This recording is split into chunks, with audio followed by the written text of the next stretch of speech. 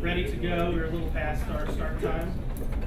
So, welcome to the March 5th College Senate meeting.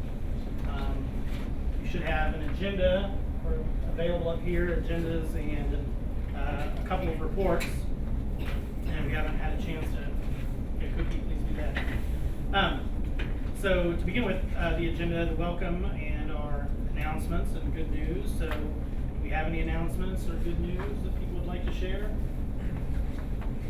Yes, Dr. Walter. Dream Girls open, singular. There's a big difference in shows. Dream Girl, singular, opens tonight, runs through Saturday, 7:30 p.m., Sunday matinee at 2:30. Should be wonderful. And our very talented technical crew, after the boat that was supposed to arrive got stuck due to ice storms out east. Built a 1945 phone booth in about 36 hours flat. So, wow. Very proud of Gary and his staff. That's great. Darren, I just want to give a shout out to the Jazz by the Lake program. It's there for the first Thursday of every month before this event. And the one today was sensational. I mean, Jim Bayer brings up these world-class jazz musicians, and the one today just didn't want to stop. Really? Just wanted to keep playing. So if you ever get a chance to go down there, it's a great outreach for our community. People come, all ages come in. Our students, a couple of students had a chance to play with this group this morning, and great opportunity for them. So it's just a great selling point for our college to see that kind of thing happen here. And if you get a chance on the first Thursday of the month, run down there and take a look. It's 1 hour from noon to 1. And they have a few refreshments food. You get some carrots or something in there. It's great jazz. I'm not sure if it got shared with the Board of Trustees meeting last month, but through my association with Tobacco Free Kansas Coalition, they have gifted us $3,000 towards tobacco-free signs, and that check has arrived. And Ray Brainstetter was able to set up a $72 account for any future monies that we get, because we're expecting another grant to come in soon, and so that'll be in that account for those specific items. So we're making headway. We have money now to make things like that happen. Very good. Others? Yes. Phi Theta Kappa, they're going to regional convention this weekend. Hopefully we'll win awards for several essays. We have worked really hard on them, and maybe also win some art competitions that we've entered. Maybe a yearbook competition, which we won last year. So cross our fingers and the best. Where's the competition? It's going to be in Wichita. Okay. Good luck. I know that the debate forensics team goes out this weekend. The forensics team, it's 2 hours past Dallas. I don't know the exact. Tyler, Texas. Tyler, Texas, for districts. And if we do end up placing at this event, then we automatically are able to qualify a leg for AFA Nationals. And so that's the hope and the goal. And I'm actually on the team, so I'm pretty ecstatic. We leave at 8 o'clock tomorrow morning. It's a 10-hour drive, so Lord be with us. And you'll be there by 6. Hey, Scott doesn't let you stop for food, so you'll be the next. Sean is very close to qualifying for the national tournament in his poetry interpretation. And then I'll add that this past week we had a number of qualifications for national tournaments. Tyler Rowe and John Williams qualified to the AFA national tournament in duo interpretation. And then the NDT National Debate Tournament qualifier this past weekend, we had a team, Nicole Nave and Matt Cassis qualify to the NDT. This is the 4th year in a row we'll qualify to the tournament. And last year when Matt and Brian qualified, it was a record. It was the first time in the history of the National Debate Tournament community college had qualified 3 years in a row. And so we qualified a 4th year this year. And so we're really excited about that. They had a great tournament, and they were pitted in a runoff debate at the end for the last couple of spots, and they won that debate. And then John Williams and Alex Glansman qualified for the National Parliamentary Debate Tournament, which is at William Jewell College the first weekend in April. third time in 4 years we've qualified to that tournament. So we've had a lot of good national qualifications. The national tournaments are all coming up. So, and I guess I should probably add that we're hosting one of those next during spring break, March 15th to the 17th. We'll be hosting the National Parliamentary Debate Association tournament. Colleges and universities from all over the country will be here. 51 colleges will be on campus. A lot of colleges and universities from California will be coming out here, so we hope they bring the warm weather with them. There are about 450 students and coaches that will be on campus during spring break, so I'll be sending an email out to let people know. You'll see a lot of traffic during spring break and wonder what is going on, but we're hosting a national tournament and we're excited about that. So, other announcements or good news? The Monday of spring break, March 16th, Staff Senate, we're hosting a health and wellness event. We've sent it out to our staff. You've probably seen it online or the on-campus newsletter. And we are encouraging any faculty that are interested, administrators, of course, to go ahead and RSVP for that day. And that's to Doris Holloman. You can email her directly, dholloman@kckcc.net. And yes, I'm sorry. Not EDU. Yeah, I don't know why I did that. .edu, yes. So definitely you can contact her through that. And we met yesterday, and she's like, even if you cannot come for the entire event, even if it's like in one session or the second session, come for lunch. It sounds like we'll definitely have food for everybody. We're trying to get as many people to RSVP as possible. We've even extended the date to, I believe, to March 13th to give plenty of time to the tech center for food. So please consider that. I'll mention one other thing. I saw an article a few days ago that noted Kansas, it leads the nation in students transferring from 2-year colleges to 4-year colleges. So that's pretty exciting news. In the article, there was a Kansas Community College. Yeah, so it was. Yeah, so it's in the KC Star for March 2nd. Yeah. So that's exciting. It had one of our students featured, and so that's good news. I have it on my desk, but would it be, send it out to everybody? People enjoyed it? Yeah. You probably can pretty easily send it out. Yeah, we can do that. I think Curtis Smith sent the link to everybody. Oh, did he? Yeah. That's how I first saw it. Okay. Oh, I have a newspaper. Oh. I don't know, Okay. but okay. They have already seen it.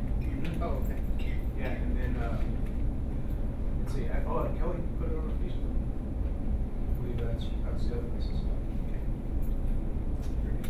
Anything else? Other announcements? Good news? Visitors, we have some people joining us for the first time, I believe. And so if they would like to introduce themselves and let us know if you're here in a informational role or just because you've heard this was so much fun, or if you have something you would like to add to our agenda. So we will start down here with Mr. Wynn.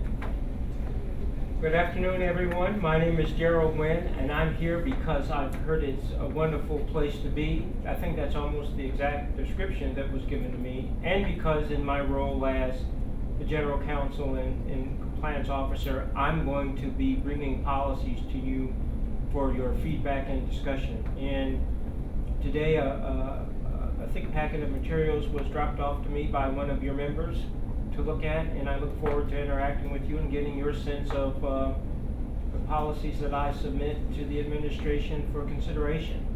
So this will be an opportunity for us to get to know one another, and more importantly, to know all of the policies that are coming. Very good, thank you. And because, yeah, Dr. Gibbons mentioned everybody may not know everyone else, so if we could actually have everybody introduce themselves, we'll just go around. I'm still Daryl Wynn. Sam Kingman, Dean of Institutional Services. Mike Vitale, Vice President, Academic and Student Services. I'm Dana Jackson. I am a doctoral candidate with Baker University, and Dr. Walker is my mentor, so I've been working with administrators on campus to complete my field work for my program. Follow that. Nashawn Thomas, Student Body President and Representative for the Student Senate. Rob Crane, Director of the Wellness and Fitness Center here on campus. Elena Hernandez, I'm an officer at Phi Theta Kappa. Tamara Miller, I'm the Assistant Director of the Student Advising Center on Staff Senate.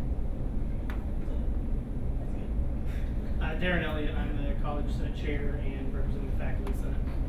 Doris Gibbons, I'm the president here at KCKCC. And can I elaborate on what Darren Wynn said? Absolutely. When you came on board as president, we talked about the fact that when there are policies that we are changing or new ones, that they would come first to the administration, and as soon as they reviewed them, they would come to this body. That you all would be the second group to have feedback, and we would put all that together before it goes to the board, so that we would have, so as you as representatives of your groups, then would report back to your groups about what they say, and you would have a time to talk to your groups and get information back to us, so that we can make sure that the policies are true representations of the way the college would like for them to read. How quick would that turnaround need to be? Hopefully, every month, we'll have policies to take to the board. So if it comes to this meeting, we will have reviewed them before they come to this meeting, which is what is this, the second Thursday? First Thursday of the month. Then we'd have that whole month to get it together before the next board meeting. And then the board meeting in the following month. That's the rhythm we want to get into. It may take us longer to get started. And over the summer, we won't take them to the board because this body won't be meeting. So we'll have plenty of work for you to do when you come back in the fall, because Mr. Wynn is going to set up a schedule of how many he's going to do each month. So when you come back, you'll have a lot of work to respond to, because we will keep working over the summer. But we will bring them to this body first and then move them from here. Great. Would they, Dr. Gibbons, would they come here first, and then the constituent heads would have a chance to take them out and bring them back to the next meeting? Wouldn't that be? Would So that in other be words, if better? we brought policies today, they'd take them out to their constituency group, bring them back to the meeting in April, and then from there they'd go. Okay, so it'll be a 2-month period that. Right, there's like we have. Okay. 4-month lag, because the board has a first reading, and then Well- they can't approve them before the second. reading. We'll make sausage right here. That probably is what we'll do sometimes, but so that we're clear and transparent. There'll be some policies that'll be fast-tracked.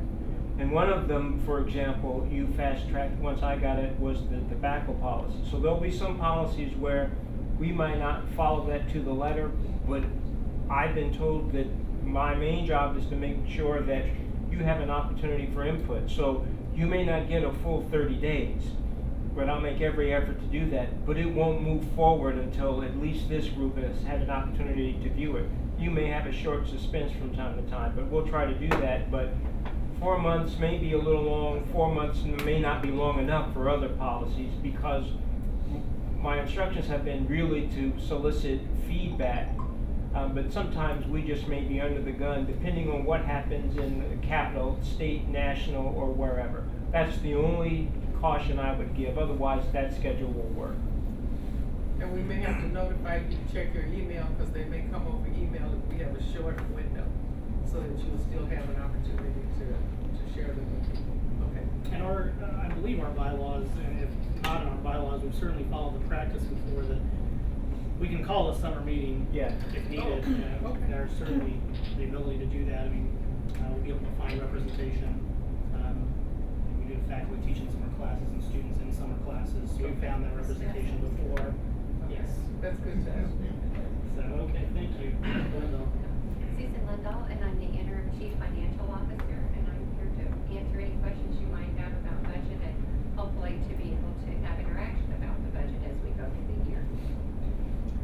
Shirley Walker, Dean of Arts, Humanities, and Social Sciences, representing Dean's Council. Abby Dillard, I'm interim human resources director, and I'm here to be able to answer any HR questions that you might have and to interact with the body as needed. Herschel Martin, adjunct faculty member representing the adjunct committee. Ray Daniels, I'm the board of trustees representative. I'm Yelena Zagovich. I'm in the psych department, and I'm the faculty senate vice. I'm Faith Mooney, I'm the placement coordinator, and I'm the staff senate president. Kimberly Dawson, faculty and staff development. Very good. Well, thank you, everybody. Thank you.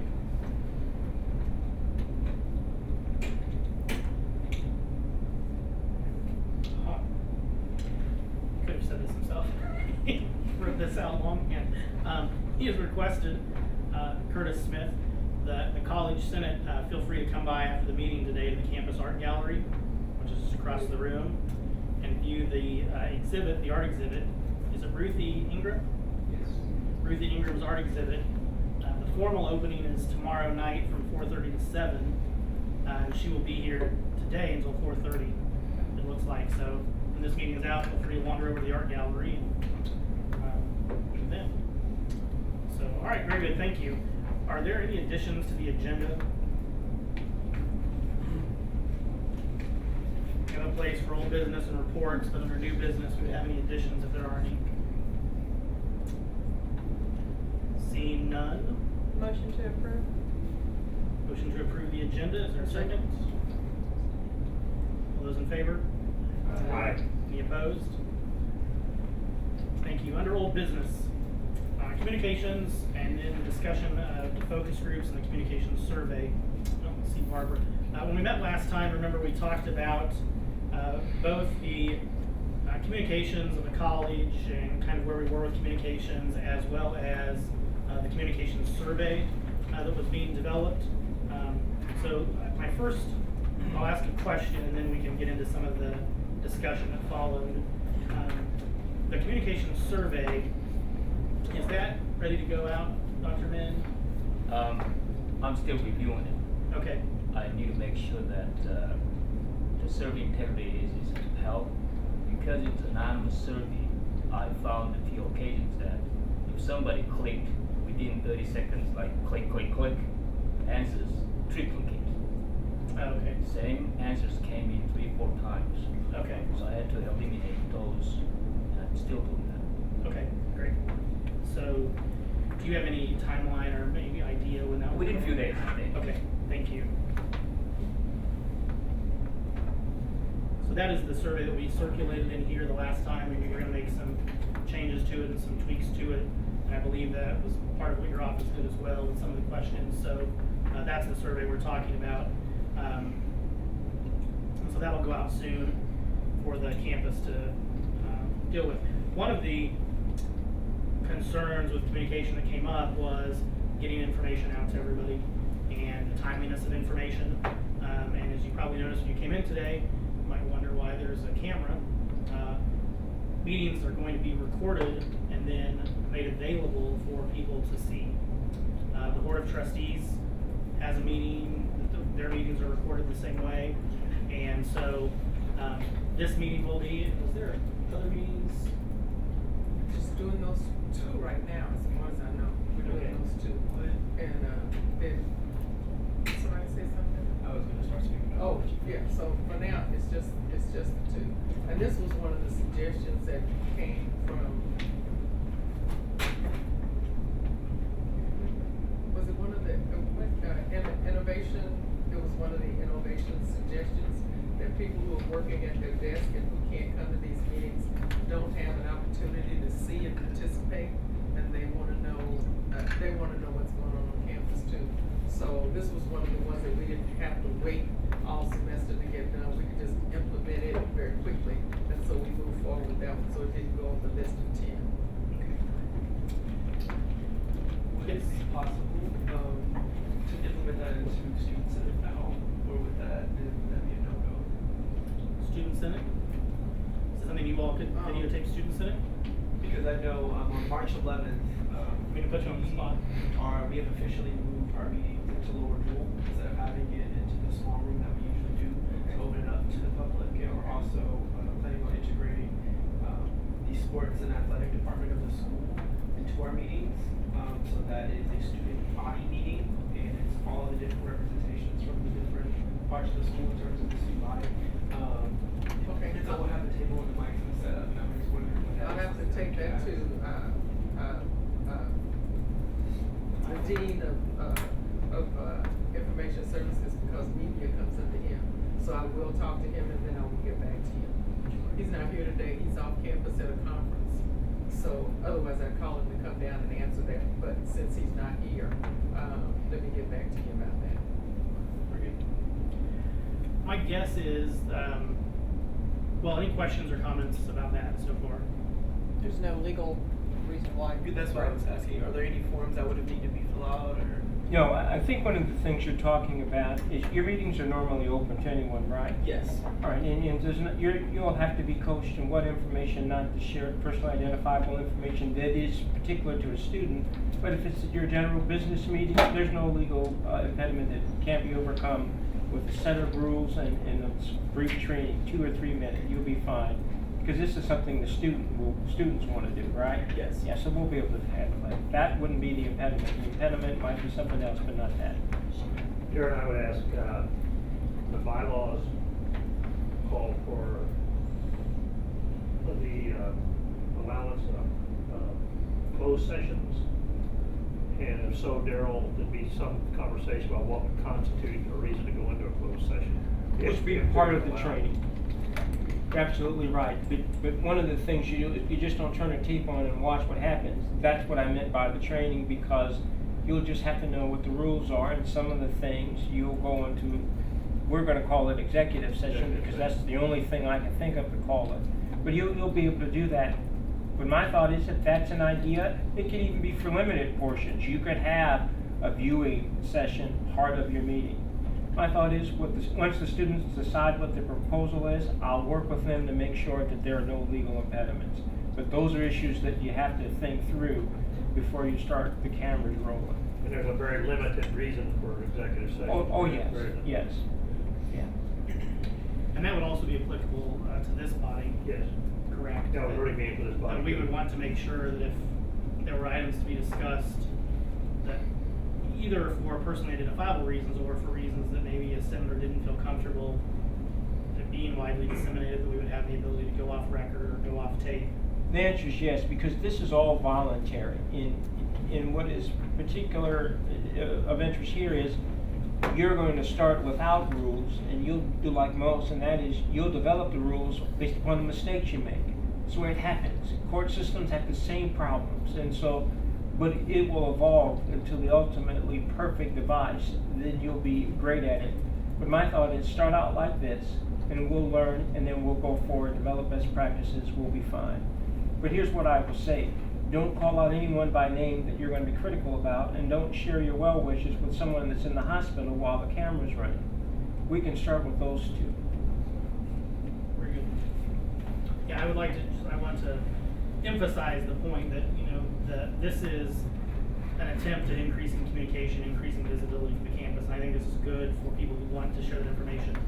The other side of that coin is, I don't want the camera to be an impediment to any senator feeling like they can share their opinions about any policy on campus or any issues that are coming up on campus. And so I think that we have to have a freedom for the senators to be able to say, we need to go into a closed session to have a discussion, so it doesn't stifle discussion or it doesn't impede that. We've seen this body over the years change quite a bit in terms of the comfort level of what people are willing to talk about, and especially when it comes to students sometimes.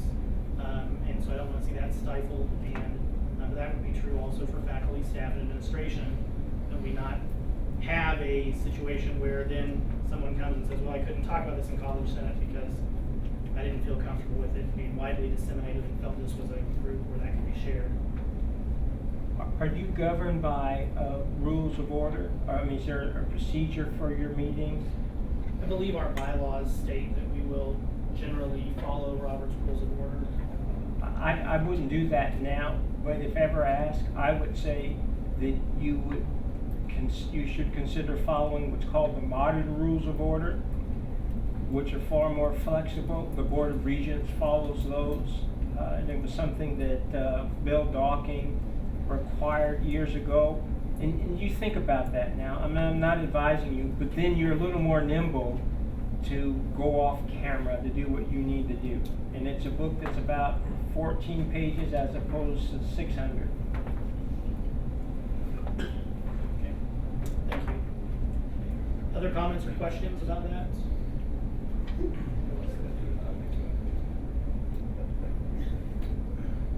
So one of the tasks that I had after the last meeting then, we talked a lot about the in-service day, the welcome back day, and just some general communication issues. And so I went and met with Dr. Gibbons and made some notes about that meeting. Feel free to chime in since you're here, anything that we discussed. One of the first things we talked about was that the Board of Trustees and the College Senate being videotaped, and those would be available online. Are those going to be on the website, or are they going to be on a YouTube channel? Do we know? I just know they're gonna be available, I hope. Okay. Very good. One of the other things that came up in that meeting was, in our last meeting, was who exactly made up the president's cabinet. And it was about a day or two after that the email came out from the president that had the list of who was in the cabinet. So hopefully that took care of that. Was shared that we talked about the idea that came up about future in-services, maybe using breakout sessions to have people choose sessions that they were interested in instead of maybe one mass group with a speaker. We talked about that as an idea that we could look at for staff and faculty both. Shared discussion about how some people felt like maybe that in-service wasn't applicable to them, and so maybe focusing some ideas on breakout sessions that people would find more applicable to them. One of the questions that also came up in the meeting was about the new policy that was mentioned about the residency requirement. You want to talk to me about that today for new hires, the Wyandotte County residence requirement? Our Board of Trustees, when I came on board, put in my contract that in order to work at this college, I had to be a resident of Wyandotte County. The board also has said to me that that is their preference for everyone who works here. We have people who have worked here for years, and so we would not require that they move. But from now on, when somebody is hired for any position, they will, and particularly somebody who moves here from out of town to go to work here, that is part of the contract for, it will be in the contract for administrators. For the new folks that I've hired, they all have a requirement that they be in Wyandotte County, that they live in Wyandotte County. So,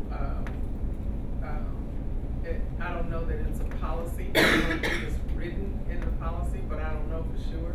But I'll bring you more information on that. I can naturally require that of administrators. But it would be a preference that would be listed on the job announcements when they go out. There's a preference that people live in Wyandotte County. That is a board preference. So I'm sure some of you have never heard that before. Some of you have heard it and knew that and didn't think it applied to you. I don't know. Is there anybody who never heard that before? I hadn't heard that it was for all employees. I just heard it You for hadn't higher heard that it ups. was for all employees? I just heard it was for a higher administration. Or preferred. I've never heard that language. I've always heard it was like for the president or maybe a VP. Just the only ones I've ever brought up. Yeah, that's a preference. It's not in law that you must.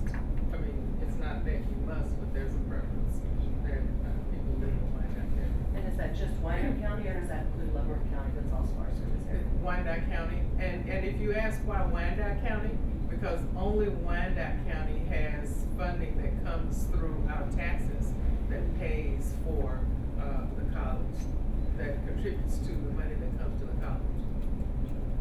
So that's the reason why we have a mill levy in our tax base that goes for support of the college. Would that be also applicable to adjuncts or just any employee? We're gonna put it on the applications, and so people know that that's a preference. And of course, we all understand that somebody's lived in a house for 4 years someplace, they're not gonna move to work here, that's understandable, but you can put that as a preference. So is there room for discussion on that? Anybody have anything they wanna say? Cause I can take it back to the board. Questions, concerns? I guess, what do you mean it's a preference? Does that mean that's a deciding factor if you have two qualified candidates? I mean, is that, to go one way or the other? You're trying to figure out, this person does all these things well, this person does all these things well. Is that a deciding factor? It never has been before. Okay. Typically, what happens is that, search committees submit preferably 3 names to the president, and then from those 3 names, one person is selected. And, except for administrators, I've never looked at whether or not they belong in, whether or not they live and work in Wyandotte County. But if it's somebody who's moving here from another place, for example, our, Tony, who is our athletic director, it's in his contract that he will live in Wyandotte County. Because if you're moving from another place, then why not Wyandotte County? Oh, I understand. Yeah. So, no, that's not been the example that that it would be whether or not you live. By the time I get the 3 names, it's about fit.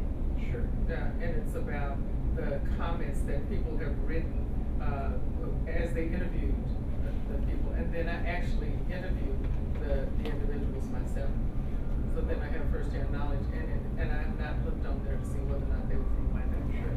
I guess I'm just trying to figure out the definition of preference. But I understand what you're saying. If you don't live in the area, moving in, you definitely prefer a convenient contract. Yeah, and then on the other hand, for example, we have one person who's an interim who sold her house and moved to Wyandotte County because that was a requirement that she wanted to be in compliance. So so we'll see how it goes and where it goes, and whether or not it's gonna be written into policy. I don't know the answer to all that right now, but I just wanted you to be aware of that. Particularly if somebody is coming in here to work from out of state, why wouldn't they choose Wyandotte County? Sure. So, and that's just a good question. Yeah, well, I guess, there was just some discussion of like, someone had been working here for a long time, the opportunity to advance to another level. It depends on what level they're going to, would there be a living requirement? That would probably be an individual discussion. Okay. Yeah. But if they're moving here from someplace else, then definitely. Absolutely. But if there's always open for discussion, and I've not forced anybody who already lived in the area to move. Other questions or comments? I guess I have some concerns about that for faculty in terms of the number of applications we get.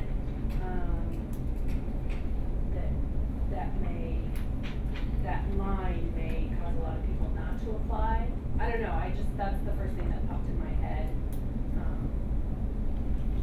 Something to think about in terms of, is this gonna decrease our applicant pool as a result? Okay. We can see if it makes a difference. I guess we have to see how many people apply as to how many, and compare the data from how many normally apply for a position, and how many adjuncts work in that area who might apply, but say they won't apply because they don't want to move to Wyandotte County. I guess we have to gather some data in order for me to respond to that, because I don't know. But it's not meant to be an inhibitor, it's meant to enhance the tax base that's here, and that increases the money that we have available in the school when people live and pay taxes here. I certainly understand the rationale. I mean, don't get me wrong, that would be something that I would be concerned about. A lot of that could be the way you put it in the job description. If we put, it's like putting, master's degree required, prefer doctorate degree, all right? It doesn't necessarily stop masters from applying, but I see where if you're saying your preference would be given to Wyandotte County residents, well, no, what you could say is that, something like there will be a request or an expectation that individuals moving from out of the greater Kansas City metro area would be asked or requested or expected to live in Wyandotte County. Yeah, and that. I mean, that- you could do that yeah, so that, that would so sound that much then different. the person that maybe lives, you know, in Leavenworth, you know, wouldn't feel like, oh God, I have to sell my house and move. You know, if that's the greater metro area, but somebody coming from, you know, Columbia, Missouri, or St. Louis would understand, okay, they're gonna expect me, they would prefer that I move to Wyandotte County. We'll Yeah. take that into consideration and bring it back to this group before we put it on so that you have an opportunity to give us some feedback. Thank you. That was gonna be my comment, that we are seeing the policy advance in its infancy right now, because what you got is a concept, and there's been feedback, and Dr. Gibbons has encouraged you to do that, you've given it, in the language I've seen before, to add to it is strongly encouraged, will be strongly encouraged. I mean, there are all kinds of things that you can do, but we've seen that the process of advanced participation has worked, because this was a mini vetting right away for a concept that's some ways out, so you can see that the process is already successful. Other comments or questions? Let me just say, as we receive cuts, how much money did we just write a check for? For this? 208,000. 208,000 we had to give back to the state from the monies that were part of our operating budget here, because we got a mid-year cut. And there is word on the street, among other colleges, that we'll have another cut before the end of the year. The more cuts we have, the more important it becomes that we increase our tax base so that we can have some ways to add some more money in as it goes out. And we can do that if people are paying taxes in Kansas, in Wyandotte County particularly.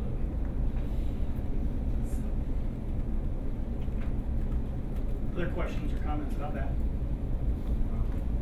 Well, we just sent back 208,000 and word on the street, so we don't know if that's gonna happen. So I assume there's a contingency plan in effect. It's in progress.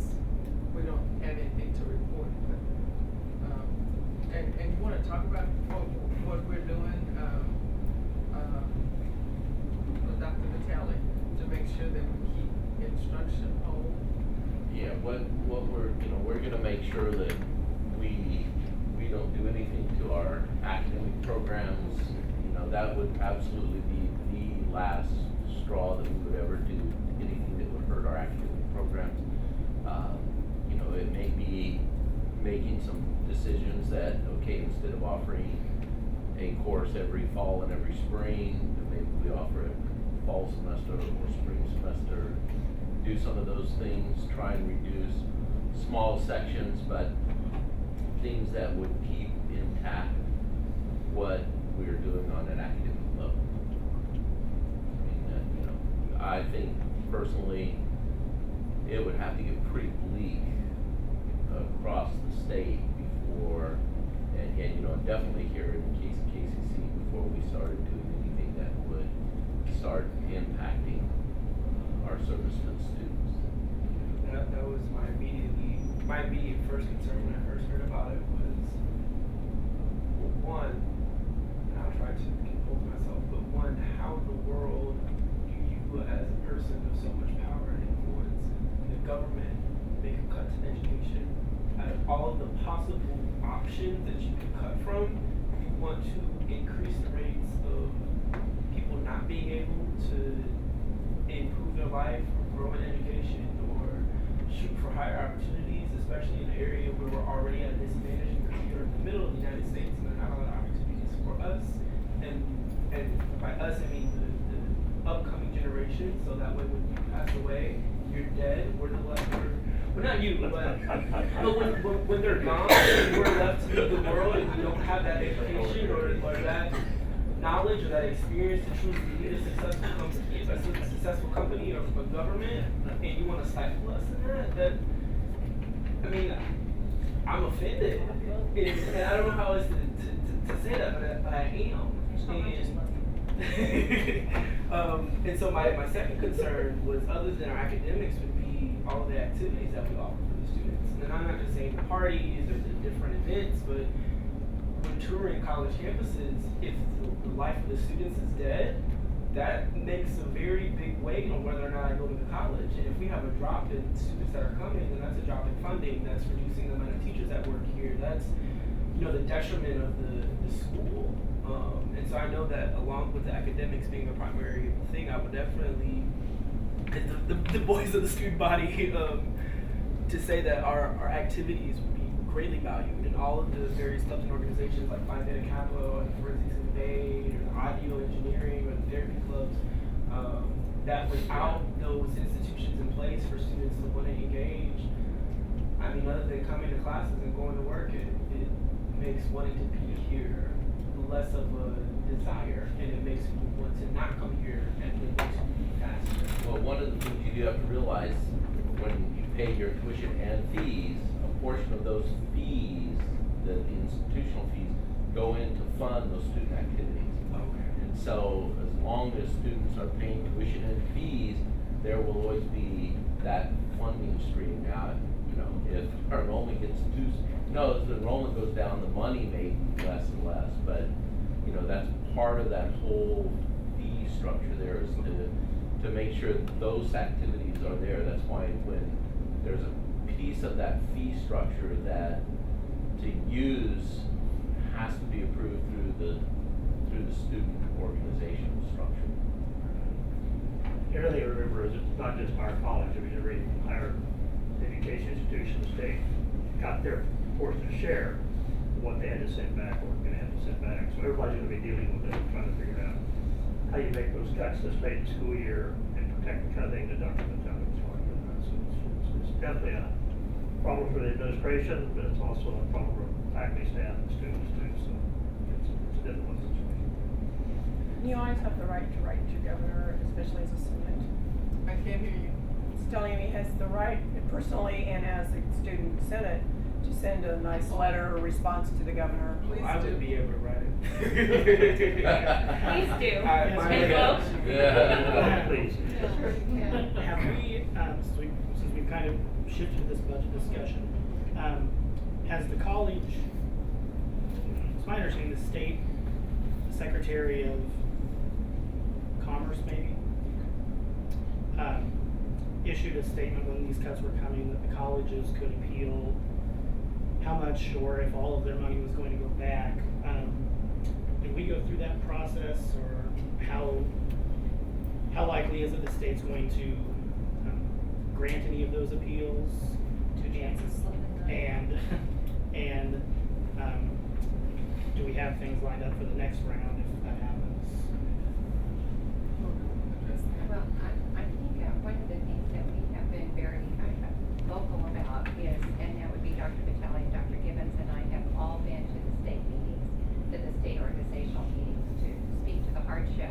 And also, we put in process a budget committee so that we can look at, again, our academic mission. How do we underpin that and deliver what we need to deliver for our students to meet our mission? So we have certainly taken that forward, and along with this, Dr. Dingus said there are 19 community colleges in the state of Kansas, and there are the state universities as well. And I think at the community college level, they've been very vocal. The presidents have met, the chief academic officers have met, and we have been very vocal in our concern, indeed. And we have met with the legislators too. We've talked to them, and all of them say, yeah, we really support community colleges. And if you remember last year, they cut the universities and did not cut the community colleges. But this year, everybody got a cut. But there's a lot of support for community colleges, not only in the state, but across the country. But we're also in dire straits at the state level for funds. So I don't know what the end will be, because at the state level, it doesn't seem to be getting any better. Was there a formal process in the appeal for what you got cut? And is that already played out, or? They sent us a bill, and we sent letters from the state presidents who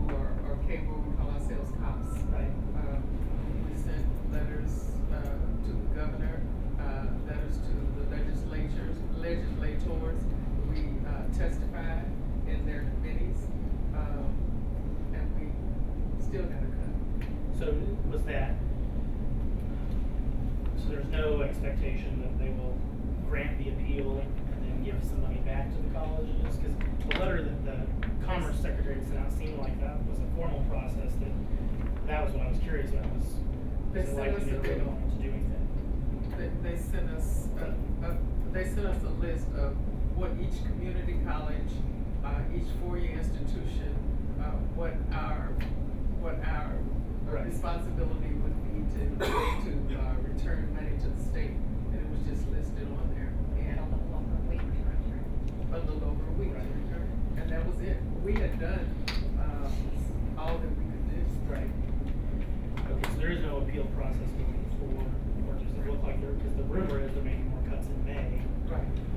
And is there a pre-process where they'll hear these hardships and then maybe won't cut as much, or that they'll just cut and expect you to ask for some of it back? Do we know how that process is gonna play out if that We're happens? continuing, we meet on, I think it's Wednesday of next week, and we'll be talking to the legislators again.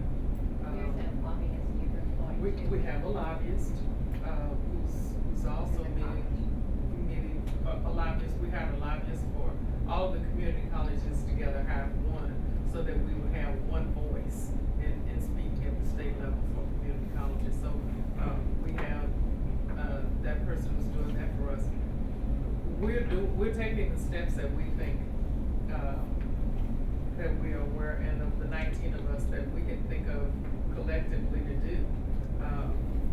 But the state is in the position that it's in, and, When is the next meeting? Because I would love to get together with all the other student body presidents, various. I don't know if they have a statewide student body meeting. They can't, everyone. But if they do, or if it's a possibility to create one, that there would be a possible way, to unify us, and then that way at the next state meeting, when we have an opportunity to speak, I'll mention that to the presidents, next week when I meet with them, statewide student. so that way all of the cuts that they're making, that the people who that it is directly affecting are speaking up for themselves and saying, yeah, no. I mean, and if you are, then please limit, please find other ways. This should be the absolute last thing you guys should be going to. Because it's our future that you guys are in. And the one thing we may want to talk about on this faculty senate is, the state level, the faculty senate presidents do have a committee where they meet. I don't know if we've ever sent our faculty senate president, but maybe something we want to look into, because I know that's part of the Board of Regents meetings. In fact, I still get the emails every time there's a special meeting called by the Board of Regents, whether it's for finance or education, or, so we may want to see if Jesse or you maybe can start attending those meetings. Maybe helpful. Yeah. It does. Maybe a quick question. The state gave you a week to respond? You know, No, they gave us a week to get the check there. Correct. Did they offer a payment plan? Or is it- Yeah, Rob, it's right, you can't. E-cashier. It was a check or wire transfer, your choice. Well, it's definitely rough at the state level, and I will mention something to this group for people to think about. And I mentioned this yesterday to the administration.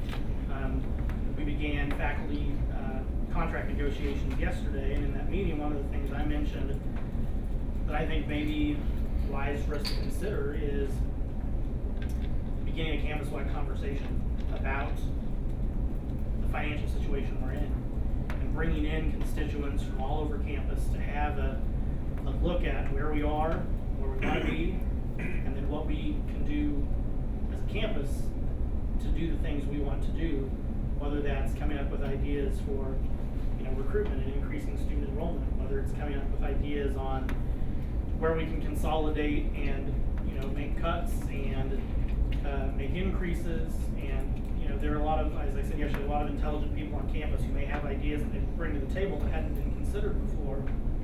And this isn't something I even talked to the president yet about, but I mentioned it to the administrative team yesterday that may be something we think about, because there may be ideas that people have that, or the way we're currently doing things, we could be more financially productive doing them a different way, or especially, all colleges and universities, unless they're privately funded for the most part, are at the risk of losing money based on the student population. So what are we doing to increase the student population? What are we doing to make the college attractive for this to be a destination college? So I'm hoping maybe we can begin to think about having that discussion on a campus-wide level. That's all I have right now under communications, and once the survey goes out, then Barbara and I will talk more about what we're doing for the focus groups. So one last thing I'll say is that I asked them to leave the last meeting. If you go back to your senates or your dean's council and ask for questions that can be used in the focus group, I haven't gotten any yet. So we're going to be talking about that at Faculty Senate next Tuesday. Hopefully others will get some questions to me that we can use in focus groups when we begin conducting those, probably sometime in April. So that would be great. Reports. You have a copy of the Dean's Council report in front of you. It's the second report that's on the sheet labeled reports. And Dr. Walker submitted that. Any questions about anything that's on that Dean's Council report? Or is there anything that the deans would like to add? Short and sweet. What will like? Oh, wow, short and sweet. Any questions? I would just ask, I don't know what ADCN is, I don't know what CISD is. Could you spell it out for me, Dr. Walker? Sure, those are the, those are the four-letter alphas, the alpha prefixes that all the academic areas have. So CIST, I believe, is Computer Information Systems Technology. Thank you, I did it all by myself. And ADCN is Addiction Counseling. DC is Dean's Council, of course. Yeah.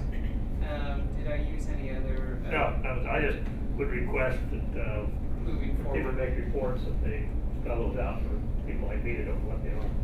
Sure, you got it, sir. Boards ask that, reports come from the board, but we would get these reports and then have these things in, we say, well, we don't know what that is, so. But administration, much better job in getting those spelled out for us now, so, thank you. Duly noted. You'll see that in my, not in the March report, because I had to submit that already. Moving forward. What is that CWW thing? Yeah. I mean, it was watched. So I still can't get to the front of the line. If they line us up by height, I'm at the end. If they line us up by alphabet, I'm at the end. It's never gonna change. Other questions or any comments about the Dean's report? Well, I sure noticed the computer, how it, if you don't mess with it within a few minutes, why, you almost have to log back in. Yeah, IT did implement it's a 10-minute timeout policy. So if you're not moving your mouse or doing anything on your keyboard, your computer will kind of go into the screensaver mode and it will lock your computer. That's kind of that's a safety feature. I've always been in the habit of locking my keyboard, which kind of locks my computer. So, when I walk away from my desk, but a lot of times I'll think, especially where my office is now located, I'll walk in to the break room to just get a cup of coffee and go back to my office. And 20 or 30 minutes later, I finally get back to my office, right? And where I end up getting pulled away to, that whole area could be open, and my office door wide open. So it's more of a security thing for you as an individual and for the college to have that happen. And yeah, sometimes it's annoying when Sometimes.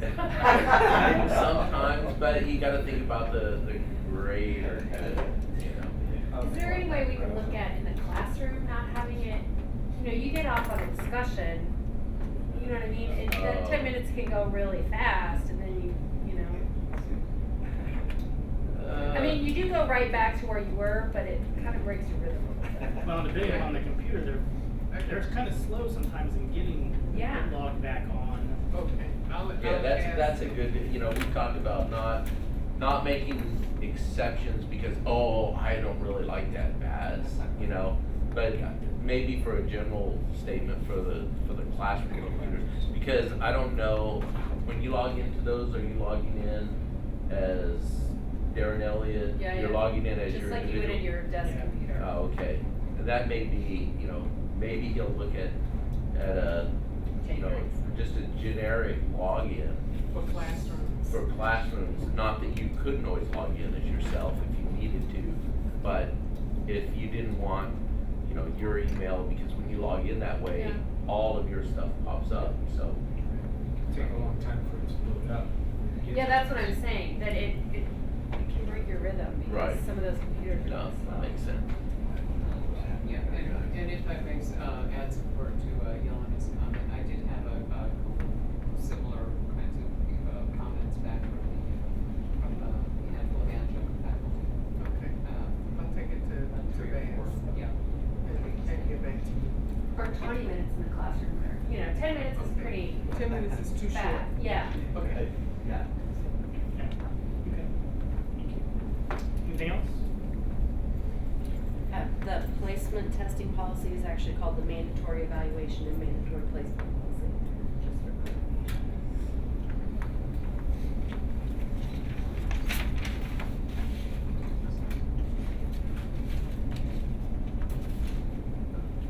I think it worked.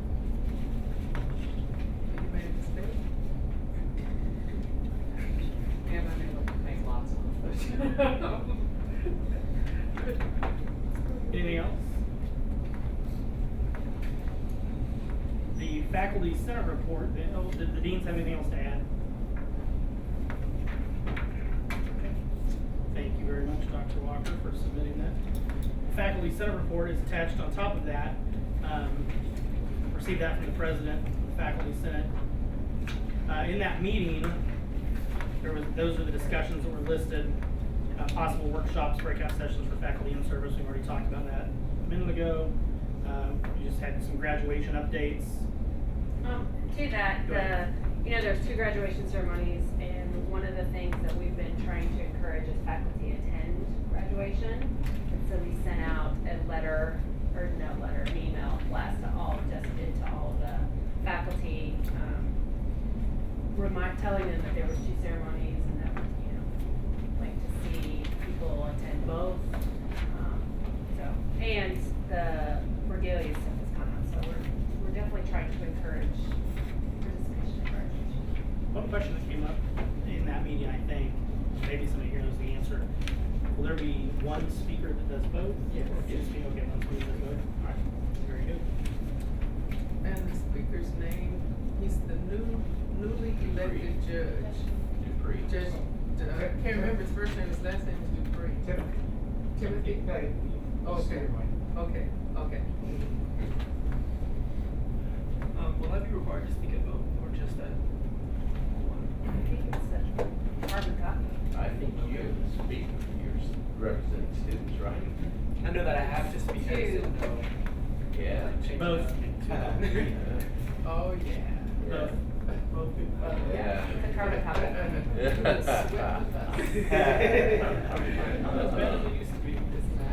The other thing that's not on here is the academic calendar. We're still, faculty senate kind of worked on getting some of the dates set, so we're still hoping that that's gonna happen. Okay. We're anxious. And one of the discussions that occurred there, and that I think bears bringing up here so we can be on the same page, because this has happened numerous years with calendars. Our calendar is technically set through next academic year, but if we have submitted revisions for that, those revisions can still go to the Board of Trustees, like if there was a reason to change something that was set in that calendar, correct? And that's always kind of been the policy, but I know that every time that discussion comes up in faculty senate, some faculty are under the impression that once it's set in stone, you can't do anything to change it. And we've had that discussion here before that obviously if there are good reasons to change the academic calendar that would benefit the academic mission, and we would change those. So just wanted to clear that up and get confirmation. I see all the important heads nodding yes, so I will go with Just kind of maybe a request for me, can the candlelight ceremony be put on there? Because we do cancel classes. Actually, we should, if That's a good we're point. gonna cancel classes, anything that you know of like that really should be on the academic calendar, because if for no other reason, for planning purposes. Correct. You know, faculty need to know ahead of time whether you're gonna, you know, if we're gonna have an annual event, and we're gonna ask even if it's just from this time to this time to cancel classes, those faculty that are teaching that time frame need to know that ahead of time. And I know that students have submitted all of their events for the upcoming year, and I think we did include our candlelight ceremony. Yeah, I'm pointing to you. I think we did include our candlelight ceremony, but as far as the request for the class to be canceled, that would be on us. Okay. Is there anything else? No, we just wanted to get, Sean Dare to come in and talk about the mandatory advising, the results from that, so that's part of it. So that calendar, you guys do it 3 years? Yeah. Submitted, I think, 2 years and then changes to next year, right? So, and might as well say, one of the things that I believe we recommended changing for next year was the starting day in January, coming back later as opposed to earlier. And, you know, for a number of years, we started after Martin Luther King Day, and then for some years, we backed it back up. There were two major issues academically. One is, especially with nursing classes and nursing clinicals, we have 8 weeks, and then we have a second 8-week session that starts for a week, and then spring break, and then 7 more weeks, and it messes up their clinical schedule, and it keeps them off balance with, so backing the semester up a week would help with that. Then there's belief that because we were starting earlier than anybody else, that we may pick up more students, and our head count may go up by having another week for students to get enrolled, whereas if they missed KCK enrollment, and our classes began, they still had another week to get into maybe K-State, K Johnson County. So those were the two big things for next year that we asked to change, or reasons why the changes were asked. And part of that process, we did some benchmarking and looked at, you know, we created an Excel spreadsheet basically that looked at dates and where in Johnson County, what do they do, and KU, K-State, and other MCC, to kind of have a cohesive way to look at So you wanna start after Martin Luther King? the Tuesday. Right, that. Oh, okay. My disappointment was that all the other schools were already doing that, because I wanted us to be the one that moved that And we later did that in for a number of July, years. January, so that we'd pick up their students that couldn't get into classes. Right. But, you know, when they like, well, we need to, it's gonna, I mean, that's Just my to be in recommendation. lockstep with everybody else. Right, right. Yeah. Not even to pick up. Not to pick up, just to maybe not lose our students. Yeah, and we did that for a number of years. I'm not really sure why we changed. Well, I think it's a good idea, cause it would give administrators time to come back and get set up for in-service. That's what Because it we was even really- talked about, you know. It was rough. Rough, yeah. Getting in-service the day we came back. How rough was it, Kimberly? It was extremely rough, and I couldn't even Yeah. get in the building to get set up at Yeah, 6 we'd even talked about, if the very least, we moved the in-service, at least not to the first day, the second day, because Well, of and those next year, logistics and, the yeah. fourth. Right, yeah. You were for it, that's what's on the calendar. And then, kind of backing up, speaking of in-service, one of the things I had in my notes from my meeting with Dr. Gibbons that I forgot to mention was when we talked about the in-service speaker we had. This is someone that Dr. Lindahl knew. Because of that, the speaker did not charge us anything. So the college didn't pay for that in-service speaker, which was good for the college. I know that was a discussion in faculty senate was looking at this person's resume, you would assume they got a pretty, and I think when he does get charged, when he does charge people, he gets a pretty penny. So it was great that we were able to get the speaker without insurance. I thought people should know that, but it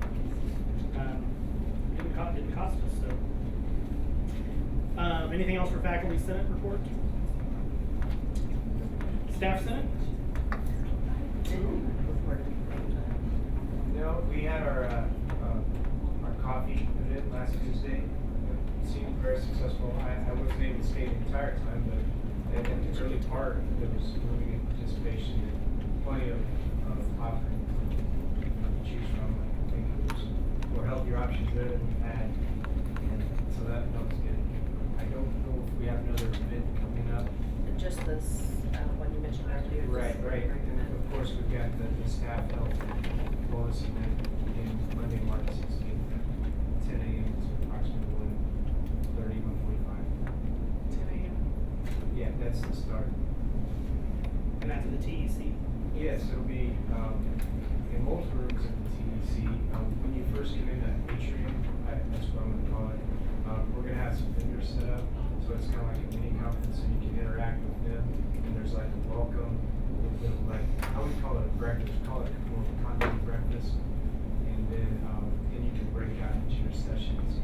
And then there's a break in between session 1 and 2. Some of the sessions are repeated, so if people get a chance to like one or the other, they can go to it, or they can choose wherever they like. And it is good to designate that when you RSVP what you'd like to go to, so that we know how many to prepare for the speakers. Like for example, on behalf of Joe, we're doing a Pilates presentation. We're doing it twice, so they limited the numbers to 30. It's pretty much how many mats I have. So we will have mats, and so we'll probably just take them all anyway. But it's good to know ahead of time how you prepare.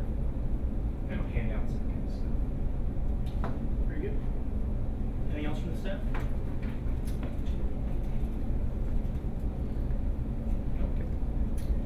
President's reports. Oh, sorry, go ahead. Say, if staff plans on getting any requests in, do it soon. We're down to,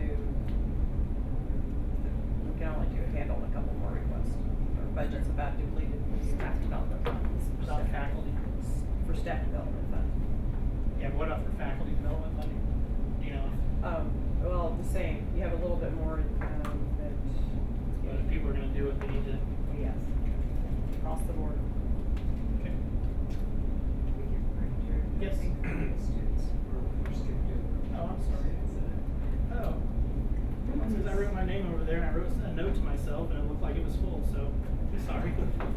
We actually have quite a few announcements. I'm going to pass this flyer down. I should bring smaller copies. Student Senate in March, month of madness, we know, is known for having a lot of sporting events going on.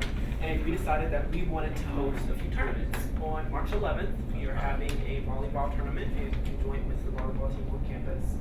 On March 25th, we're having a basketball tournament. And then March 30th, we're going to be having a dodgeball tournament. And per event, we have a different flyer that has different information. For our volleyball tournament coming up, since St. Patrick's Day is that weekend, and we knew that we didn't want to do any events that weekend because most people are going to go off for spring break, we decided to have a St. Patrick's Day themed volleyball tournament. So we'll have root beer floats, green cups, and green t-shirts, and rubber bands, and things of that nature. So we are active and busy as always. I actually we had a meeting with Dr. Long this past Tuesday, and we were talking about increasing the awareness and morale of the students. I know that we had talked very briefly about that this last college senate meeting, and one thing I had suggested was changing walls in the lower Jewel Center, and we knew. I mean, I could go and pull different articles and research studies that say that if you change something simple about a person's environment, it can change their outlook or their desire to want to be in that place. And I felt like the easiest thing to do would be to change the color of the walls in the Jewel Center. As far as what color we would be able to do, we are setting up a meeting with Mr. Jim, I think is his name, and he is the director of the facilities on campus. Yes, Jeff. So we're going to be having a meeting with him and seeing if we could get him on board with this idea. If possible, we would love for it to be a campus-wide event where everyone from the president of our school to various sports teams on campus would come in sessions to help paint the lower jewel and possibly the upper jewel. We were thinking about doing a dark navy blue color. It's a complete and total difference. And the main idea was that when we do campus tours, typically when we get to the student center or the student portion of the school, it looks completely different. Whether it's the carpet on the floor, the furniture, or just the overall feel and ambiance of the school, and we wanted for it to be not a stark difference, but something that, okay, I'm at the, this is where I would hang out if I was an oncoming student, or this is where I know a lot of events are going to be hosted. We felt that with the dark blue, that those who help participate in painting the walls could have their hand covered in white and then put their handprint on the wall, and then sign, or we're thinking of ideas and ways to involve the whole school in a project like this. So your support is definitely asked for in this endeavor. The next announcement that I had is that a part other than all the tournaments and the parties that Student Senate does, we felt as though it was also our responsibility to help students on their actual academic mission in terms of getting your degree. And since other than the Academic Resource Center in Phi Theta Kappa, there are no other programs provided by student activities. If you could take one and pass it down, please. To help boost students in their pursuit for degrees, we decided it would be a great idea to create a study hall for students. We are in the very early stages of developing this idea, and I am bringing it to the board with an already done flyer to promote this study hall in hopes of not only gaining your word of mouth to all the other departments. I know that I'm going to be coming to the faculty senate meeting next week to pass out more flyers for you guys, so that way the teachers are telling their students to come. And I know that before we had the departure of Ms. K, that she was working with the Academic Resource Center and Ms. Amanda Williams with getting tutors available, and that we would have writing teachers there, people to help students with planning and study habits, and then depending on the student need and the amount of students that are coming to the study halls themselves, then we would be able to know what teachers or faculty or staff would be needed to come and help the students. And when we were first coming up with this idea, one of the first things that were kind of told was, well, you don't want to create an event and then you have all these students show up and then you don't have anyone to help them. And then our response to that was, well, if we have all these people coming to help students and then we have no students there, then it would defeat the purpose. So this is to say, we need your support. We need your help to get this running. We would love for this to become a tradition of our college, that every Monday from 1 to 4 p.m. That we have a campus study hall. We're starting it right now in Upper Jewel, and we have been doing this since the beginning of February. It's been rough. Usually it's just the Student Senate board and maybe a teacher or two from the NAV department or the English department to come and help us, but we would love if we could get a mass majority of students to really come and utilize the service that we're providing for them. So that is our study halls. This past last meeting for the Student Senate took it to a vote, and we're going to be moving our Student Senate meetings, that I mentioned before, to the lower Jewel and having a bigger, wider setup. And a part of that came from the idea that a lot of the student feedback that we were getting was that they didn't feel as though our student body meetings weren't for them. They did not feel invited into our meetings because it was off into a room, the doors were closed, things of that nature. And so we came up with the idea of moving our meetings into the lower Jewel, having it open, having mics, having the nice big display set up just so it looks good, but having more seats available for students to come. And we were wanting, the reason why I'm bringing it to you all is so that you also go out and tell any students that you interact with to please come to our meeting. Our meeting is for them, it's for us to know what the various clubs and activities are doing, the different services that we're providing for them, because without them, we as a student body are nothing. And so a part of integrating more students, we have also reached out to Mr. Tony Tompkins of the athletic department and asking and requesting that we have some type of athletic presence in our student body meetings, whether it's the captains or co-captains or just a member of the various teams, if it's a whole team that comes to a meeting, just so that the major populace of the student housing that we have here, which are the athletes, would know that they have all of these resources available to them. And in the meetings that we have, a lot of our discussions are surrounding how do we reach the students, how do we connect to the students, because we know students do not read their emails and they barely pay attention to our bulletin boards. So in marketing and pubbing to our students, we thought it would be great to reach out to our athletic department and really get their buy-in. Last two things, very quickly. We did get the A-OK to have an Instagram page for Student Senate, and it would incorporate all of various student bodies. This access to the Instagram page would be limited to only Dr. Long, the Dean of Student Services, who would be over Student Senate, the President, Vice President, and Campus Activities Chair of Student Senate. Whatever you posted on there would be a direct responsibility of those 5 people, and if it was comments or anything that would be posted, the post would be able to be deleted. That the whole entire post would be able to be deleted, and then that flyer or information from the students to the students would be posted on there. Any other legal issues or things of that nature that would need to be discussed, we are planning on having meetings with Dr. Gibbons and some other people from IT to make sure that this is a step forward for the college and not a step back. As much as we love our social media for our generation, we also want to make sure that this is something that will increase student awareness and student morale. And that was the goal for the Instagram. And then the last thing. Can I ask? Yes. So what kinds of things are you planning on posting on Instagram? Things like this. Activities? The activities Purely going activity on. stuff? Purely the activities. If there's anything from the health department that they want posted, if there's something from the school that needs to be posted directly to the students, that's what the Instagram page would be used for. It would not be personal pictures. It wouldn't be, depending on the events that we host, like candid shots we might post on the Instagram page. But it wouldn't be, oh, well, I just had coffee today. It wouldn't be the things of that nature. It would be purely the events, the activities of the school would be going to this page. So it's more of an informational page than anything. And the last thing that Student Senate is working on is creating a president's cabinet, which would include all of the various presidents from the clubs and organizations meeting together and coming as one. Some of the ideas of the presidents was improving our orientation that we have.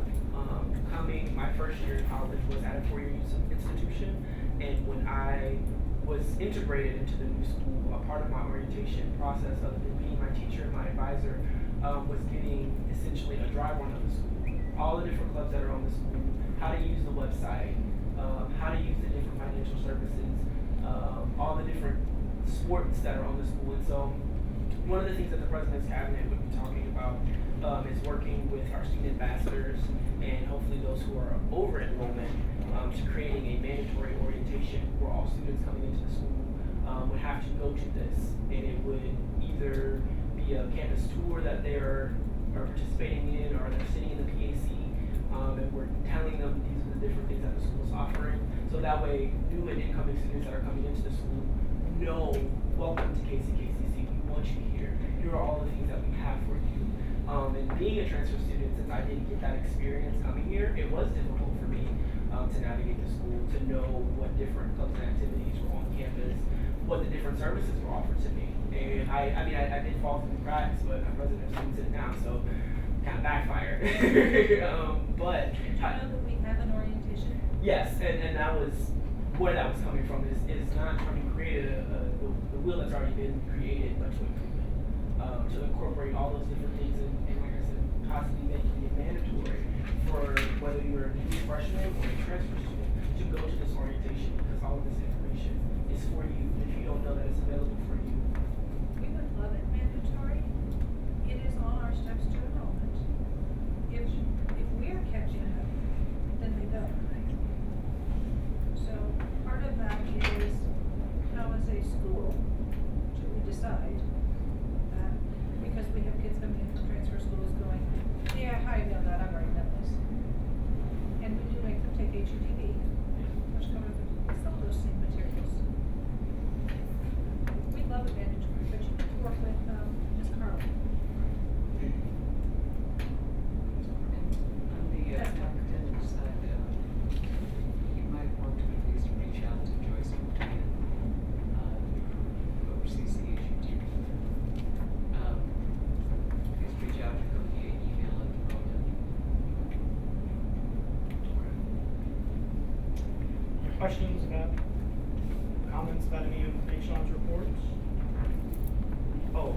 also with the President's Cabinet, there were suggestions of KCKCC possibly hosting some type of homecoming event for alumni to come in the fall, or to do open houses, since those aren't being done other than the tours done by Mr. Jeremiah.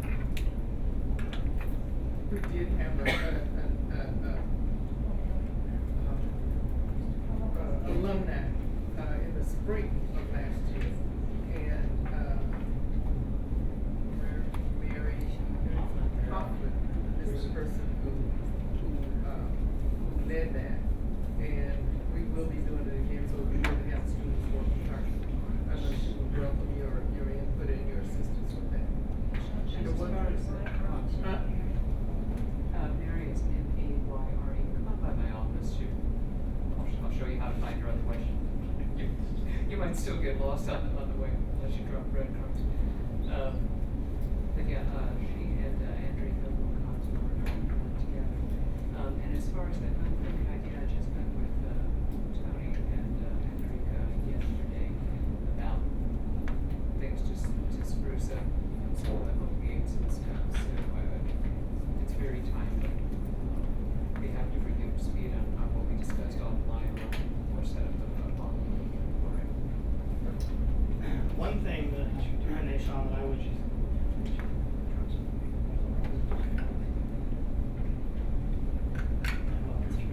One thing that might be good to add to the study hall if possible, maybe reach out to some folks in admissions or in the advising center, or even faculty that feel comfortable doing it.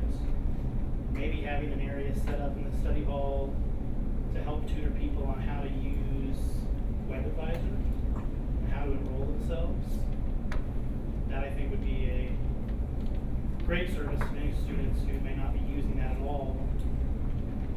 So that's something we can chat about, but that may be something that would be good to add as a service to students, just how to use WebAdvisor. Even, not even just enrollment, but how to look up their financial information, the bills they owe to the bookstore, the bills they owe to the business office, that kind of stuff. So, because I know every year probably spend a lot of time showing 8 or 10 people how to do it. I think there are lots more out there. So, Also log into my guy. and campus email, and lots of good opportunities like that. You all have a lot going on, a lot of good projects going on. So, any questions or comments from anybody else about the student report? Very good, thank you. Sorry for skipping you. It's the president's report. Just won't break home on. Yeah, well, don't tell Greg. President's report. Mine will be short. We're moving forward with our innovation projects. We're looking at the softball field that is almost inoperable, and that was one of the students get hurt playing on our softball field as it exists now. There's a problem with the balls going on in the street, and the major problem, I think I probably said this before, is that it's set 90 degrees off. By that I mean the bathrooms are more on the west, north, south, north, more north, and the bleachers are south, and home plate, so the teams are on one end and the bathrooms are on the other end. So if a student has to use the facility, there's not an opportunity to do it again because it's too far for them to walk. The bleachers are falling down. If you pass by and look at them, they're in bad shape. And so we're gonna correct that for the women because we don't want it to be a Title IX issue or anything. And the women should have nice quality facilities, so that's one of the first ones that we're working on. The other one that we're starting to work on is a recruitment idea, and those are listed. You probably saw those, but it's recruitment for students who have GPAs that are below 2.5. Those students are falling through the cracks in getting in school and doing other meaningful kinds of things. So those are the two that we started to work with, I think. Those two first. So you'll hear more about those. Another thing that we're doing is budget training. And that should interest all of you, because the budget training sessions are available too. And I'll let Susan talk about the budget training. One of the things that we've been working on is compiling our report of our current resources, something the president asked us to do, to put it in an easily understandable format. And so we've been working on that. Dr. Vitale and Dr. Vance and I have been working on that and taking it to Dr. Gibbons. And we did pilot it with the teams a couple of weeks ago as a budget workshop. And so again, how do you access it? What does it mean? And just trying to be more transparent in what we have and how it's allocated. And we brought that up yesterday in faculty negotiations as a PowerPoint and item that we would be sharing and sending out to our group so that it could be on the table and be transparent as we meet our mission. And the next level of training we'll have will be for directors, and that's coming up. I believe that'll be offered in the next week or so. I believe the 11th was the target date for that. And so we're trying to be to involve more individuals in the budget. And so again, as you suggested, Darren, looking to see where can we save money so we can allocate it toward what is most important to us, which is the delivery of education. And then I know you had at least one person who came in today with some ideas along that line. So that's what we're doing for the budget, and we'll continue to bring that to groups as appropriate. So if you have any questions, let me know. We would sure be available. I wrote myself some notes because I think it's important. We're gonna have, this year for the first time, innovation projects for the spring semester. And some of the things I've been hearing lately about cost savings, it might be a good idea that in fall semesters, we have people present ideas about cost savings for the college. That we have two different things going on, and each of them would go on for a year, but we have them starting at each semester. And the whole idea is just to get people engaged, and I think it'll increase participation, and that's one of the goals. So that if you have a good idea, you will have a venue to present that idea for it to be considered at 2 points during the course of the year. And I just think that'll be really helpful, because the ideas that we've gotten, although that softball field was down there and all of us saw it, we did not see what we now see since we got an innovation, since we got that project and that suggestion to do it. So that's what we need, eyes around the campus to tell us what needs to be done or what you see, so that we can get busy doing that.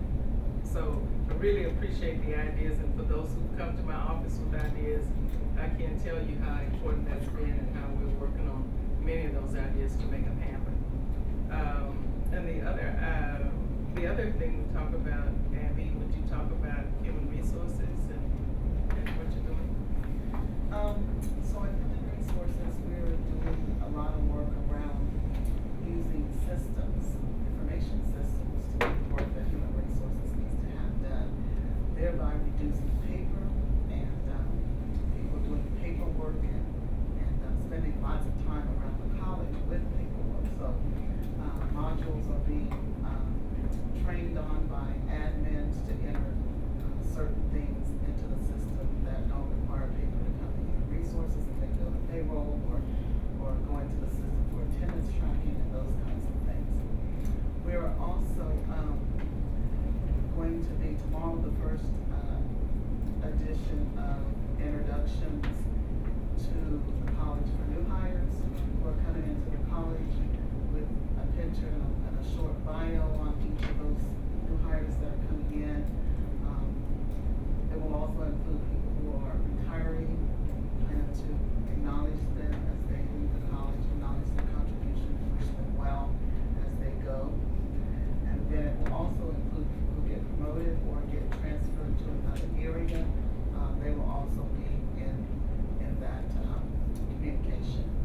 And hopefully by next month, HR will have its first newsletter that goes out that will include, new policies, updates, things that are going on around the college.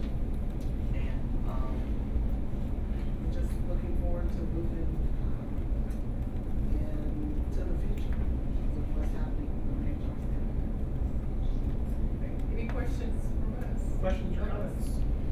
Who will be distributing the, sorry, Go ahead. who would be distributing your newsletter?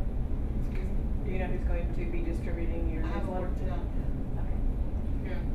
Yeah, the idea, the question for us, is it better for all areas to have a newsletter, or is it better for us to combine everything into the on-campus that comes out on Fridays?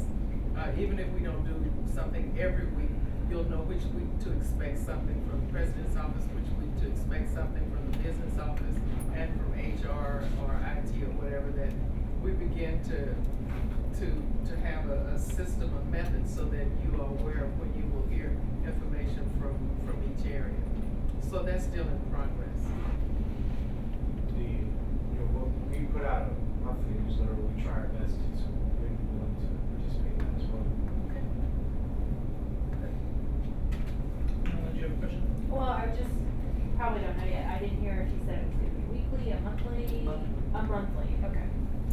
That's why I'm saying different, since on campus comes out every week, one of those weeks, the first week of the month, you hear from maybe the president's office. The second week would be information and updates from HR, and then the third week it would be from the business office, but it would be included in on campus. So we'd have just one, and somehow I think we're leaning toward that, being the one document that people would know to look for, rather than have so many clogging up our email system. And we've had several suggestions that we stop clogging up email and just send important information in email, so that people don't have so many that it becomes overwhelming, and they just do it an erase and get rid of everything and miss the important things too. So we're looking at that too. Do we have a repository for those? That's what we like to do. So that you can, I know some places have a junk mail, we don't have to call it junk No, mail. no, I mean, for like. To review previous issues. Sometimes I sort of, and then I'm like, oh, I needed that. And I can't ever find my. I think we have that already, don't we save them on the website? So in the archival, is that what you're talking about? Yeah. If we don't have it, I'll write it down, cause I don't know the answer to that. I go to when I was working on the HLC stuff, I couldn't find it. Okay, an archive for our newsletters and other important information, okay. Yeah, they're all good placed on one page. that you can Okay. get to. Those would be- As a suggestion for students, I know the main complaint is you didn't have too many emails, so regardless if they're important or not, I do one or two things. Either I just don't ever go to it because I don't want to have to go through all the emails, or I don't like having to constantly delete a lot of emails. I know that for our cell phones, we're able to opt in or opt out when we like initially set up getting messages to our phone about certain events coming up. I was wondering if we could have that same type of initial setup for the emails, so that people are It exists now. Yeah, there's a filter system now that you can. Where would that be available for students? In Outlook. Well, I'm saying that all that knowledge and information, is there no way that we as a student body can get that, and that could be distributed to us, so we know, hey, we don't have to get every email in the student box. We distributed it in an email, we read it. True. But are there? I think that's maybe something that could be added to the orientation class, it could be added to the, you would best be able to answer the question, what is the best way to get information to the students? There's usually ads. Because to me, it's either I'm gonna send an email or post it on the college Facebook page. Mr. Wayne? No, I was just saying 4 as in 4 o'clock, that's all. We have, we meet with the board of trustees, of Okay. course, so we're gonna have to. Deshaun, what I do know is the college has adopted email as the official line of communication, with your instructors, class being canceled or. Rob, I'm gonna, you raise your report, if they have a meeting with the board at 4 o'clock. It's not included, I mean, it's a finance meeting, isn't it? You're not, okay, I didn't wanna. Yeah, he can stay, but the rest of us, we have to do it. Thank you. Can I make one quick comment about your And he report? smiles. Okay. Can I make one quick comment about your report? You know me well, one of the things I do to get my competitive urge from mid-September to mid-April, I coach debate. From mid-April, mid-September, I coach softball. I umpire softball in the summers as well. And the group that I work for, they assigned the MIAA and the Jayhawk conference, and so they're the umpires that come and do our softball games. I don't ever get to do the community college games because I'm always traveling with the debate. But at our meeting last week, I mentioned this discussion about our softball field and shifting things around, and the guys that, some of the ones that are frequently here umpiring our softball games said that's great because there's a rule, you have a minute between innings to start the next inning, and the umpire said, you know, we can't, in a minute, we can't run from the field down to those restrooms. Get back. They said it was great when the college built those restrooms, so then they built them on the wrong end of the field.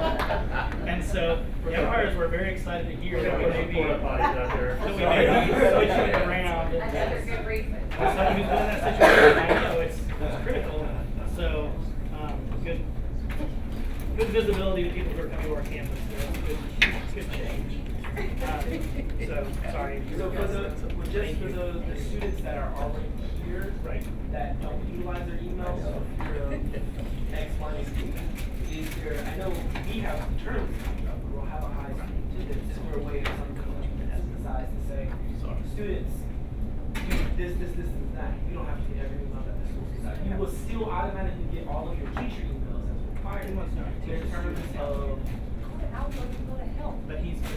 But what I'm saying is, I know how to do it, but I want to have something that I can give students that don't know how to do it, say, here, you can fix your email. Like, If you wanted to say, If you get a hold of Baz, I think Rachel Haynes, his employee, has that, because she does do workshops on that. And I'm sure she'd love to share. still questioning, what's the best way to get a message to the most number of students possible? That's still the question. Yes. Are you saying in your meetings, this is the official means of communication, so suck it up? Regardless of those, I guess what I'm saying is that when I go to my student body meetings, everyone who's there are intelligent, responsible, accountable students who are checking their emails on the regular, who are doing that. But that's like 1%. Yeah, that's like 30 people out of the 6,000 that we have attending here. And out of that 6,000, those who aren't using their emails are usually not using their emails for one of those reasons. And so to get that information to them, We have to keep saying to them. Because if you've got 30 people in your room, then they go back to their constituents and those 30 people and say, okay, I know it's not ideal right now, but this is how you can fix it. And you keep going out. Rachel has really good handouts. that's what I'm looking And for. to get to It's Tammy's, something you need. to get to Tammy's point about email being the official means of communication, I mean, I've sang this song for years. I don't think faculty should hand out syllabi to students anymore. The paper costs alone, I think syllabi should be, the students should be required to check their emails to get their class syllabi. I think once you start that process, it's a culture change that you force upon them that they have to be ready to be a part of when they go to a four-year university. Yeah. No four-year universities are printing that stuff off anymore, and that's an expectation. I wish we could figure out a way to do that. I wish we could get everybody. That sounds like an innovation proposal if I ever heard one. But we now have course shells, we have the capability. I teach at a university, I haven't printed a syllabus in more than 11 years. Well, yeah, but the other thing is that with all of the good information and all the things that they need to be getting from their emails, they're not even getting them because they don't even want to open their emails up, or they don't know how to. But in the orientation or in the HUDV, we could teach them how to do this. So, and I know they are responsible for those things, but at the same time, it's like a. This could also be that. Yeah. I do want to Because it is get covered in to, orientation and it is covered in HDV. But I think the biggest problem is when a person first logs into their student email, sometimes they have 6,000. Yeah, well, 1,300 or some emails that they're just brand new and they've never even opened their email before, so they get overwhelmed to begin with. Or for us in our generation, you overload me on information instead of like sucking it up and how to just ignore it.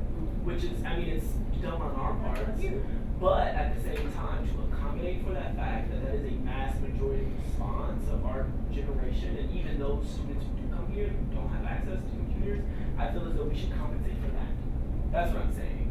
Part of what we do is to teach you to be ready to go to four-year schools and do that well. And so Well, at least it's an acknowledgement. Initially, to get students to pick up that responsibility, I feel as though in this case, we need to help you to get there. That's so what I'm suggesting. What I'm hearing is we need to have some discussions and talking to people that can reach a mass number of students to figure out what is the best way to get that information to students. Because that's a discussion we're not going to solve today, but it's a discussion we need to have. And you meet with a couple of people that have been suggested, that might be helpful. To be respectful of people's time, I want to make sure we get in the Board of Trustees report before 4 o'clock. So, Dr. Daniels.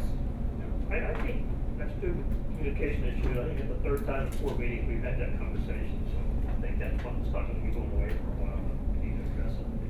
A couple things real quickly. The board received the mid-year strategic plan report at the meeting, and happy to report that things are still moving forward, that progress is being made. Obviously, still lots of work to be done, and there's a lot of good conversation going on, and we see things are happening, and it appears to be a living document. We get reports at our board meeting. Often they are referred. The reports are referring to the strategic plan, the strategic plan. So it's out there and is being utilized. The budget issue is going to be a big one for us, and we're just trying to have a preliminary conversation about that. Our last meeting. We too are not going to rehash the financial situation. Obviously, we're very concerned, as all the boards are, about what's going to happen. We're just talking about this year cuts, and we haven't even talked about what might happen next year, which could be even worse as the state looks at a $700 to $800 billion deficit. So we could be looking at some more cuts next year if it doesn't happen. You might also be aware that we've started working with a group on a marketing campaign to get the college more visible in the community, let the community know what a marketing firm has been out talking to a lot of organizations and people, and the term they keep hearing over and over and over again is that this college is a hidden gem. They've used that all over. They say it's used all the time, a hidden gem. But we don't want it to be a hidden gem. We want it to be a very visible, vital gem for this community, and we know that it is. So we're working with Trozzolo Company. They presented some concepts to us this past week as an advertising campaign that will reach out to individuals from all ages and let them know the great things are happening at this college and help us recruit more people. So you may get a chance to have some input into that process and get a chance to talk about, see some of the things, the concepts that are being presented. If you do, give us your feedback on it. Let us know what you think. Does this look good? Would it attract you to come to Kansas Community College, or does it make sense, or whatever? Anyway, moving that forward. And just the last thing, had some questions about the Hall of Fame. Mid-America Hall of Fame is an institution on this campus. Pictures are down the hallway there. It has already been in the fall, and this year, if you remember, we had a big gala, which was extremely successful, beyond our dreams. The Hall of Fame is still being held. It will be on April 23. It will be at the Tech Center, and there'll be an announcement shortly of the individuals and or organizations that have been selected to be inducted to the Hall of Fame this year. So put that on your calendars if you get a chance, and it should be a really nice evening, and it's a great honor for those people or organizations to get selected. Again, April 23, it'll be at the Tech Center. Do you know what the,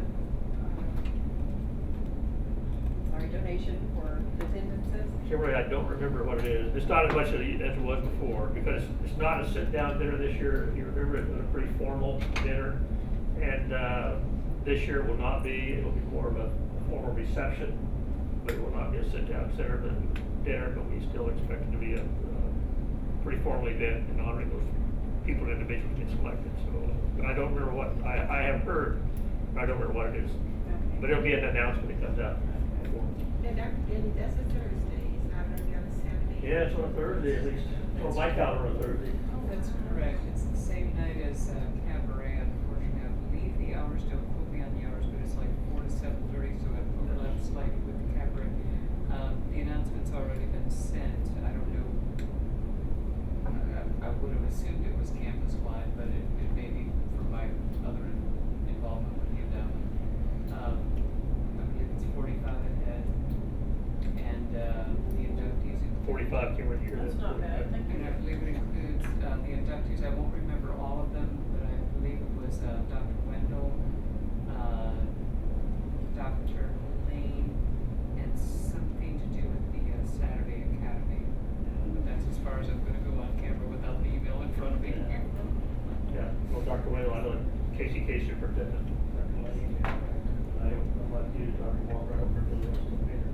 6 or 7, I think there are 7 actually that are selected this year. It's been a really nice event. Mr. Daniels, I have a question for you. Is there any feeling from the Board of Trustees on the elimination of personnel positions to balance the budget? Can't hear you. Is there any position on the Board of Trustees on the elimination of positions or people to balance the budget? Is that something we're going to try to not do, like attrition them, but not eliminate? Ideally, you don't want to do that. We think so too. Yeah, that's going to depend on the administration looking what they think they need to do, but you're talking about how they say it. The ideal thing is we don't want to give it the instructional program, academic program. But I can't. I heard him say that. What I Yeah. didn't hear him say was that staff also supports student services. Well, I can't sit here and tell you that faculty or staff cuts wouldn't take place.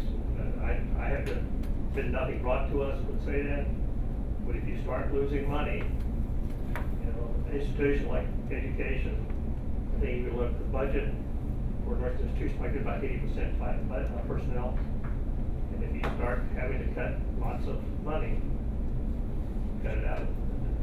So that you can come down to personnel. Now, whether that's going to happen this year or not, I don't know. Administration's looking at it very hard. But it might, to be honest with you. There's some current reorganization going on, I just wondered if the board was included in those decisions. The board was included and have supported all of them. So, Yeah. okay, thank you. When there is a decision to cut personnel or have a reduction in force, is that going through the board, or is that just at the administration level? It's at the administration level. We're notified of it, and if the board didn't agree with it, or we want to have a conversation about it, we could, and we do. But finally, the board hires the superintendent president to run the college, and depend on her. What our concern is that we continue to maintain good programs. And the question is, if positions are cut, how do you make up the loss? If you have a person leave, how do you fill those duties? If you have a teacher, a secretary, whoever is cut, obviously that's one less person. So the question of the board is, can you fill those duties, and can you continue to do the work that needs to be done? And the board is sure that you can, and we're good. Other questions or comments? It's a really tough time for the administration and the board, but you start losing the kind of money we're losing, sometimes you have to make those decisions. And we'll try to do it to the least extent that we can. But again, right now, other than I know some cuts have already been made, we're not where everything else is coming. I'll just reiterate that hopefully there will be some interest in having that larger campus conversation about, because the forecast is what's coming in May, and if that's true, then having some more input from the larger campus constituency, I think, would make things easier for people. Would make people, I think, have more buy-in to the process. Nobody likes to see people impacted through job loss, and there are things that, ideas people can come up with, I think, to minimize or eliminate that. Those would always be preferable, and hopefully we can begin to have that conversation, and I think there are some people who have some ideas that could help with that, so hopefully, like I said, we talked about this yesterday in negotiations, hopefully that's something that will come to fruition, and the board would be interested in hearing as well. I think that's a conversation that this group needs to have with Dr. Gibbons. I think you've had that conversation. I think she understands what Sam would like to see happen in those kind of conversations. So. Any other comments or questions before we adjourn? No comments or questions. Maybe this wasn't like happy news or anything of that nature, but I wanted to let everyone know of an event we're going to have in the Wellness Center next Thursday, March 12th. This is the second annual Shamrock Games, kind of take off of our turkey games we hold in week prior to Thanksgiving. We'll be at the Wellness Center. We'll start at 11 a.m. It's a free event for anyone. You don't have to be a member of the Wellness Center. So if you're a community member and you hear about it, or you're a student, please come over and check it out. You'll sign up and go through some of our quirky games. I think we have 6 events, and you could win some prizes. So hopefully, I know an email was sent out, I believe yesterday, about it, kind of like saying the date and a list of events that you can participate in. So you don't have to be a really good athlete to do well. It's just to have fun and have enjoyment and celebrate St. Patrick's Day, prior to the actual event, because we'll be here on that Tuesday as far as most Wellness will still be here. I'll have 400 people here that day if you want to have an event to have them. So. We'll debate that. All right. Yeah. Very good. It's okay. Well, thank you all for today's meeting, and our next meeting is April 2nd. I will be out of town, so Tammy will be in charge, and we'll see you all then, and I'll see you on videotape later. Thank you, everybody.